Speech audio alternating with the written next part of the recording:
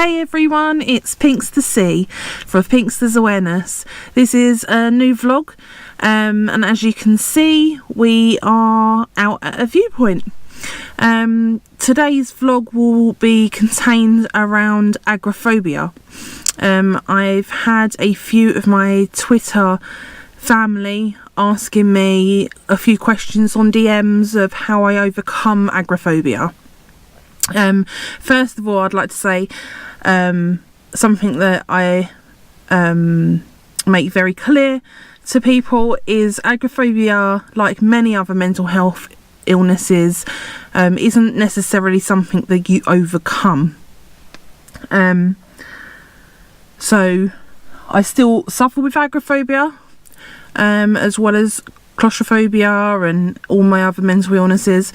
I just found many easy ways to deal with them, with coping mechanisms and everything else. So the reason that I've picked a viewpoint for you today is because I just basically want to show you that even though I have agoraphobia, I can still make it outside and look at that amazing view. So I'll tell you a little bit about my story and sort of progress from there. So once back in 2015, as many of you know, I had a trauma of rape and abuse. This went, for my mental health, spiraling out of control, and I developed a very severe agoraphobia due to many different situations that I won't go into on this vlog.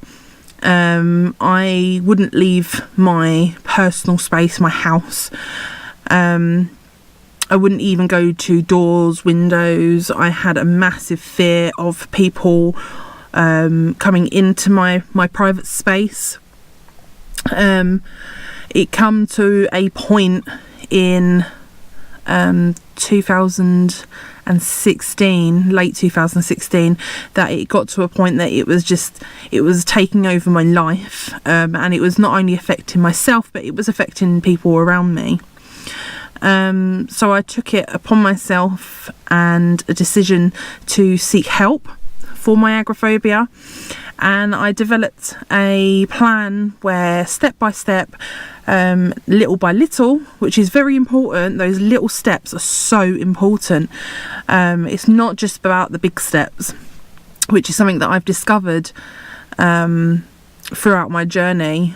And I took the little steps, and here I am. I'm sat looking at a magnificent view. I'm not always able to come and do this. I do still suffer with agoraphobic days.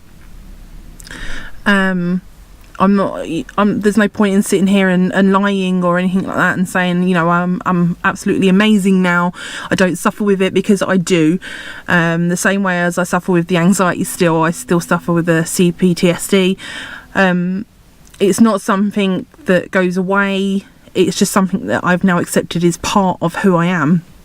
So the small steps that I took, I sought therapy, as well as I had a lot of family support around me, which I was very, very lucky to have.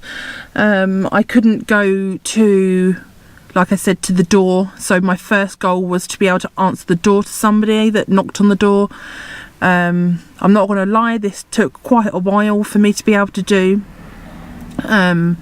Even just to look out the window, I would often have my curtains closed. So I would take small steps to just go and open the curtain, take a brief look outside. Once I'd managed to not only achieve this, but maintain the achievement of a small step, I would then go along and start just a slightly bigger step. So like I said, for the window, it would be opening the curtain, and then I'd move away, and then once I'd achieved that, I'd then again look out the window for a few seconds.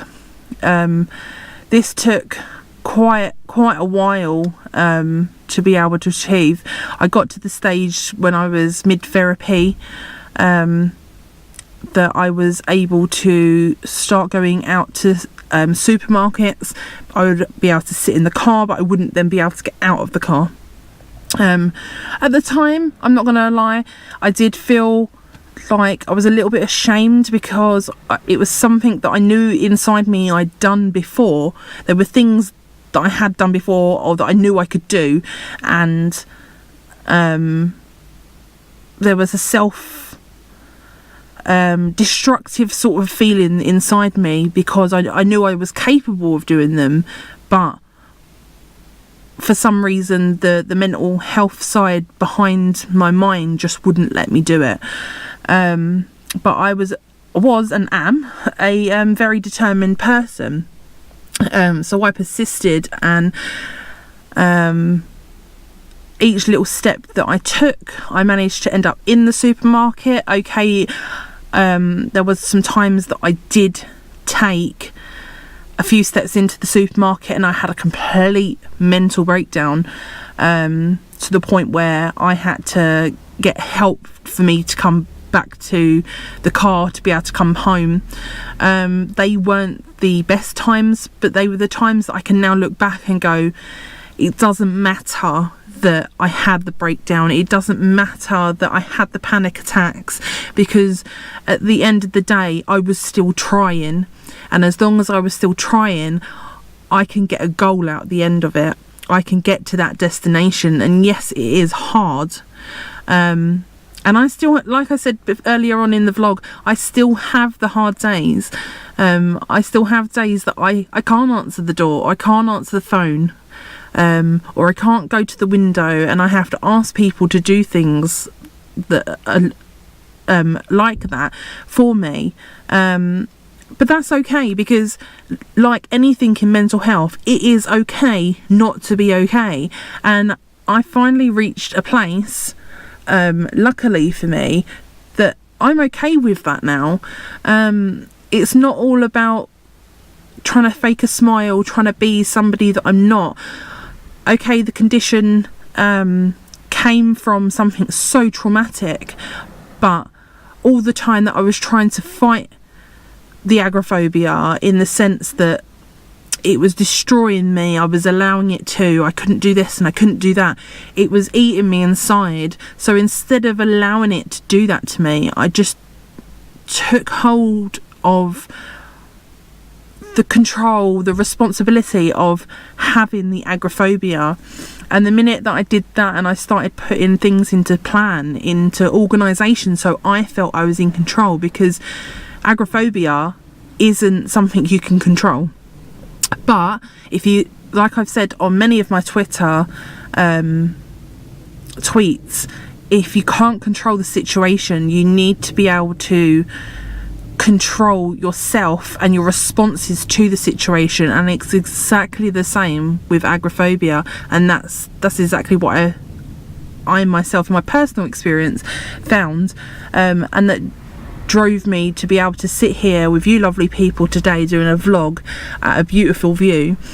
I'm not saying that it wasn't a hard journey with massive amounts of steps that I had to take, because they were all so small, and I did have a few relapses, I did go back a few steps, but in the end result, being able to just sit here, and when I have my claustrophobia of being inside, because I do have the opposite side to it, because I spent so long being confined, I sometimes feel that I just need to get out of nature, need to get out to see all the beauty of the clouds and the trees and everything else that just makes me feel a lot better.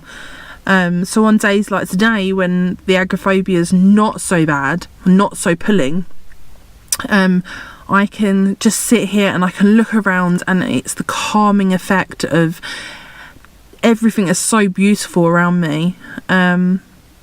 So I'm not saying it isn't hard, and if you do want to talk to me about the agoraphobia, please do feel free to comment below, or you can DM me on my Twitter, which is Pinkster C_87. I will talk about a lot more stuff other than agoraphobia. I talk about general mental health if you have never met me before on any of my websites or anything like that. My general message, my general cause is about awareness, because a lot of awareness around mental health, rape and abuse, and eating disorders, chronic pain, everything like that is very, very limited and very, very stigmatized. And my job, or my cause, is to spread as much awareness as I can, and hence the reason why I've done this vlog for the people that were asking a question. So if you do have any questions about anything, whether it's to do with me or mental health that I might be experiencing, because obviously I'm not professional, I can just give you my opinion on how I've coped with specific types of mental health. Do feel free to message me, comment, but I would be absolutely honoured if you could press the subscribe button down the bottom. But that's me done for today, and please just remember that it's okay not to be okay.